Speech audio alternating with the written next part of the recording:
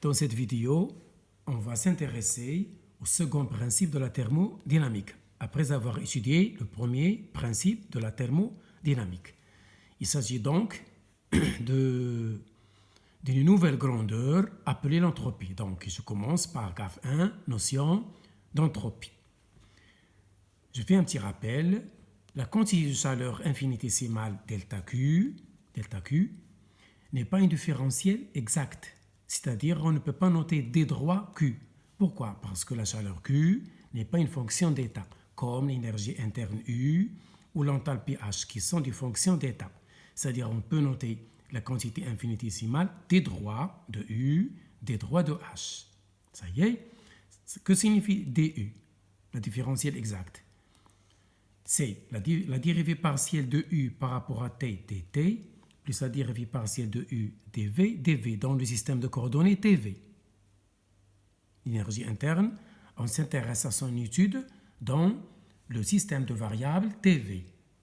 Quant à l'enthalpie H, dH égale dérivée partielle de H par rapport à la température dt, plus la dérivée partielle de H par rapport à la pression dp, dans le système de coordonnées TP.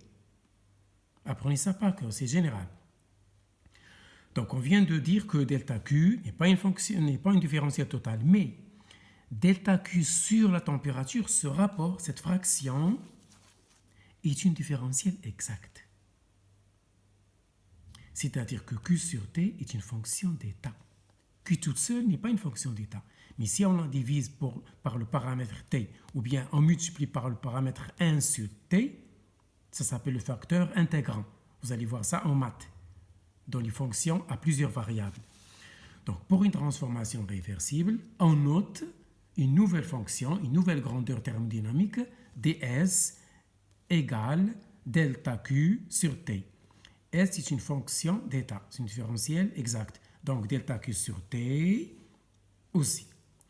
Ou bien, sous forme intégrée, on écrit delta S égale l'intégrale de l'état 1 à l'état 2, décliné, etc. C'est S2 final moins S1 initial. Donc, voilà, S est une fonction d'état appelée entropie. Elle indique le sens de l'évolution d'un système thermodynamique, gaz liquide ou solide. S est une fonction toujours croissante. Ça y est, mettez ça bien en tête. Quelques petites remarques. Pour une transformation adiabatique, c'est-à-dire qui ne change pas de la chaleur avec le milieu extérieur, alors ds devient 0. Donc l'entropie reste invariable, elle est constante pour une transformation réversible et adiabatique.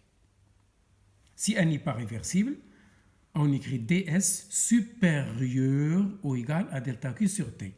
Peu importe. Donc je rappelle les trois formes de delta Q. C'est déjà mentionné dans le premier principe. L égale P pour un gaz parfait. La constance H égale moins V, c'est pour un gaz parfait. Et je continue le paragraphe 2. Quelques applications du deuxième principe.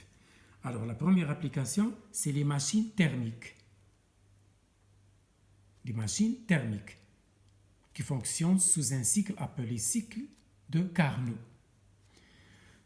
Exemple, un moteur. Moteur à combustion externe, interne ou à explosion. Ça y est. Donc voilà, apprenez ce schéma par cœur. Donc si vous avez un moteur, il doit fonctionner entre deux sources. Il vous faut deux sources. Une chaude, notez S chaude de température T1, une source froide de température T2. Ce sont des notations universelles. Et voici le moteur. Donc un moteur. Qu'est-ce qu'on attend d'un moteur? Qu'il nous fournisse un travail. C'est-à-dire, ce moteur, il doit fournir, regardez, c'est fournir, c'est vers l'extérieur, un travail. Donc, pour le moteur, c'est un travail négatif, puisqu'il l'a perdu, il l'a cédé. Et quand est-ce qu'il fait ceci? Lorsqu'il reçoit une chaleur Q1 de la source chaude. C'est la combustion d'un carburant et de dioxygène. Le système, par exemple, dans une voiture. Donc cette chaleur Q, elle vient de la combustion de dioxygène et du carburant, soit le gasoil, soit l'essence. Ça y est. Et cette Q1 n'est pas entièrement exploitée. il en reste une petite quantité perdue Q2. Il l'éjecte à l'extérieur. C'est la source froide. La source froide pour une voiture, c'est l'extérieur. Et ce travail, il permet à la voiture ou au véhicule de rouler. C'est ça le fonctionnement. Donc, comme machine thermique, le moteur, il vous faut deux sources, une chaude, une froide. Un moteur, il fournit un travail. Comment? En recevant une chaleur Q1 et en perdant une petite chaleur Q2. Ça y est. Deuxième exemple, la machine frigorifique. La machine frigorifique, qu'est-ce qu'elle fait? Elle refroidit la source froide. Je garde toujours le même schéma. Regardez. S chaude en haut, S froide en bas. La machine, tout à l'heure c'était moteur, maintenant c'est machine. Pour qu'un réfrigérateur fonctionne, vous branchez la prise, donc vous lui donnez de l'énergie électrique. Donc il reçoit ici, il reçoit W de la prise électrique. Et que fait la machine frigorifique? Elle prend de la chaleur de la source froide, c'est-à-dire de l'intérieur. Elle l'éjecte à l'extérieur, c'est-à-dire la cuisine. S chaude. Ça y est? Donc ici, on donne à la machine un travail. Ici, c'est le moteur, c'est la machine qui nous donne un travail. Ce sont deux fonctionnements différents. Ce sont deux machines dites thermiques. On va voir l'application du deuxième principe. Donc, au cours d'un cycle, si vous avez un cycle, alors l'énergie interne delta U, elle est nulle, puisque c'est l'état initial coïncide avec l'état final. Donc delta U égale à 0. Or, le premier principe, delta U est égal à quoi? Est égal au travail échangé avec le milieu extérieur plus la chaleur. Ici, on a deux chaleurs, Q1 et Q2. Ça, c'est le premier principe. Delta U, c'est W plus Q. Or, pour le moteur ou la machine, on a un cycle. L'état initial, c'est l'état final. Le liquide, il part d'un état et il revient. Donc, delta U est égal à 0. Ça, c'est l'équation 1. Ensuite, vous allez montrer ça dans le cours. Ça s'appelle la relation de Clausius. Clausius. Q1 sur T1, c'est algébrique, ça peut être négatif. Q1 sur T1 plus Q2 sur T2 est égal à 0. Donc ici, on a un système d'équations. Ceci va nous permettre de chercher le rendement du moteur. Je m'intéresse au moteur ici. Donc le rendement par définition, c'est ce que me donne le moteur sur ce que je lui ai donné. Or, W, d'après le schéma ci-dessus, c'est négatif. Et un moteur est toujours positif. On injecte un signe moins ici pour conserver la logique. Donc R est positif. Apprenez ça par quoi? C'est ça le rendement d'un moteur. C'est moins le travail fourni sur Q1 reçu.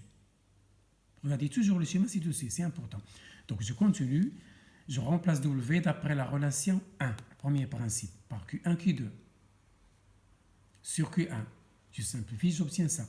D'après la relation de Clausius, je remplace le rapport Q2 sur Q1 par moins T2 sur T1 et je tire le rendement à apprendre par cœur. Donc si vous avez un moteur thermique, voici le rendement. Il ne dépend que des températures des deux sources.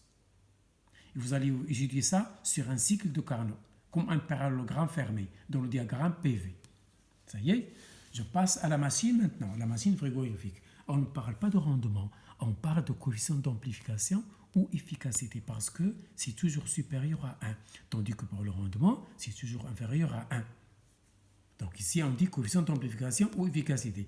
La machine frigorifique, par définition, le coefficient d'efficacité, état F, c'est Q2 sur W. Q2, c'est reçu sur W, Q2 reçu et W aussi reçu. Ça, c'est la définition du coefficient d'efficacité. Donc, c'est Q2, premier principe me donne ceci, je remplace W et j'obtiens ça. Bien sûr, en utilisant la relation de Clausius.